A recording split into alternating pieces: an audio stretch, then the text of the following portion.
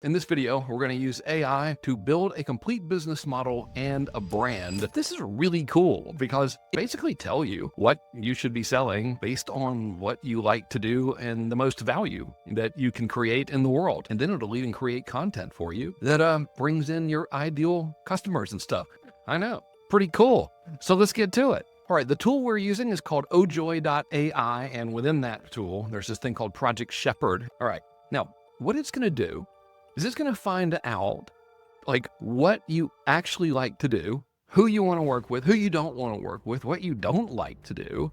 And it's going to see if like there's a market for it. It's going to give you some business model recommendations. And if you like them, then it's going to start building your brand identity for you. And it'll even end up creating content. This is cool. So the first thing I'll do is I'm just going to answer the question. So the way you use Project Shepherd and any of the Ojoy tools is you just talk to it. So I'm going to pretend that instead of being a marketing dude, I'm a yoga person, which I know is ridiculous. All right, here we go. I like doing yoga. I'm really good at it. And I like helping other people learn yoga.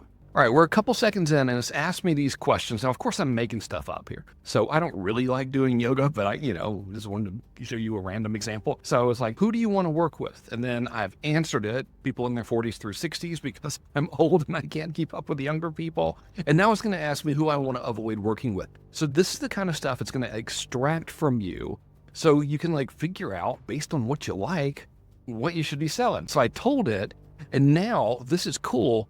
It's basically saying, okay, well, like, how specifically are you going to do this? All right, this is cool. So like, this is another 5 seconds in here, but it was asking me, like, how do I specifically help people? And of course, I don't know what I'm talking about, but I kind of listed rambling things that I thought might be real.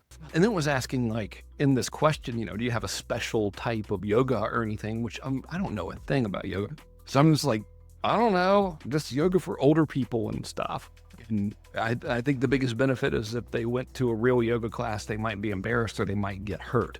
I know I would. I'm 53. If you put me in a real yoga class or something, I'd probably break something. So anyway, this is cool because it's like, all right, it sort of validates the idea to a degree, but then it asks this other question that's really important.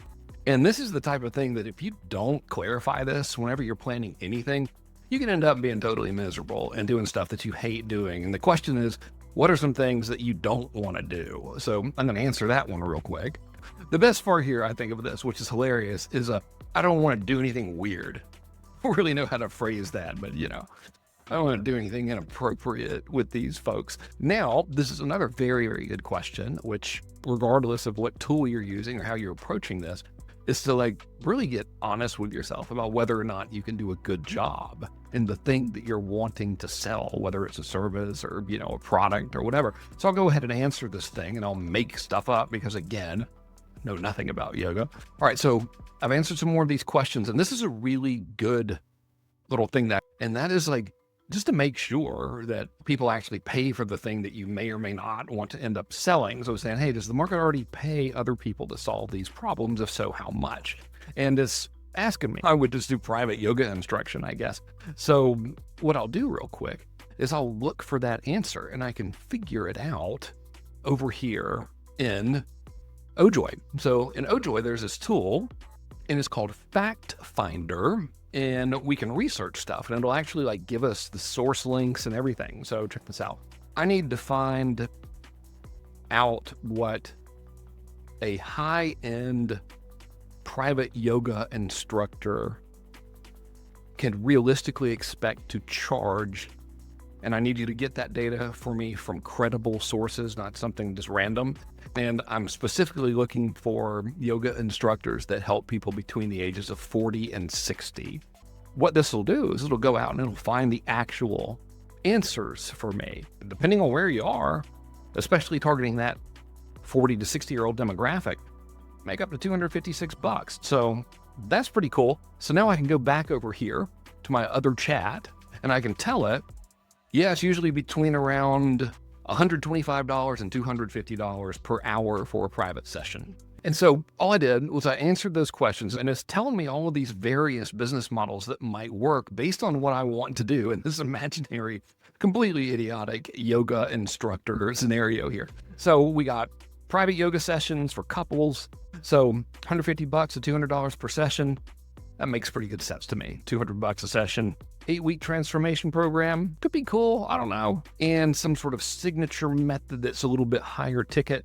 But going, based on this imaginary scenario where I'm just some dude and I don't have a building or a place to do retreats, I would do this one. All right. So let's now continue and have it help me with the branding and with the content that I would need to generate these clients. And then that will lead us into what kind of content to make to attract those people, which is awesome. Remember, we're just in one singular session here, which is great.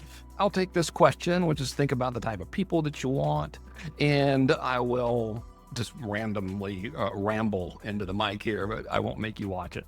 So what's amazing about Ojoy is it was built for me personally, and then I decided to share it with the rest of the world. But you can just ramble like a total redneck weirdo, and it understands what you're talking about, which is great. So we'll move on here, and I'll address what the audience wants now. So we're done with this second phase now. It's given me a summary here. So this is giving us a big picture of the brand positioning. So now we're going to learn more about how our audience thinks, and then we're going to start creating content that brings them to us for a personalized yoga service. Now that it feels like it's gotten, a lot of data from me and all kinds of cool stuff about me and most importantly, the audience and who we want to serve, now it's asking, okay, well, what's the easiest type of content for you to create? And for me, I don't know, I would say how to and reporting.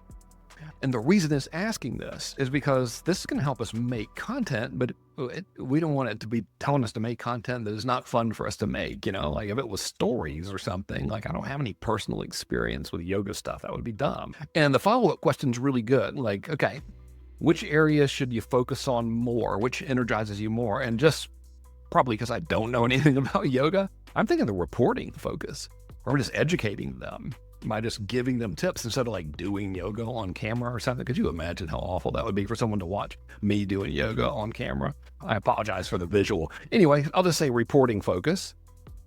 So what it's given us now is telling us all about who our audience is. So earlier it told us okay, here's your general branding guide. This is your elevator pitch. This is what you do. It even gave us kind of an idea for a name of what to do. And now it's going deep on our audience psychology, which is crazy cool. So here's who our audience is. Now it's not making this up. It's based everything on the way I answered the questions that it asked me about this imaginary market that I'm serving as a yoga teacher. And so here are their core emotional drivers and pain points. And here are things that they would often be saying, whether it's to others or to themselves, which is cool. And then it's even broken it down into audience subtypes, like the skeptical husband, the husband's in bad shape, the wife's trying to get him to get it together, but he's or whatever. Or the motivated wife who's dealing with the skeptical husband, or the committed couple. Why is there no skeptical wife there? Probably because women are smarter and they generally know how to take better care of themselves because they're smarter people. Yeah.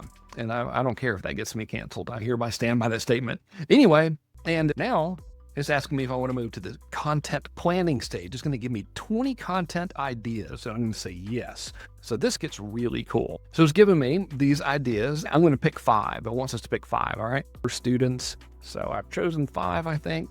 So, yep. Math is not an exact science. There we go. Okay. So now it should be outlining these for me. This is so awesome. So it's outlined the content for me. So that, we want it to write it, but it's kind of given me the big picture thing here. So this is the rough idea, right? So here's our little hook here, the $200 yoga class. Here's the setup, why I went to yoga. Here's what happened. So let's just tell it to make one based on number 5. And holy crap, dude, this is actually really good. So this is great.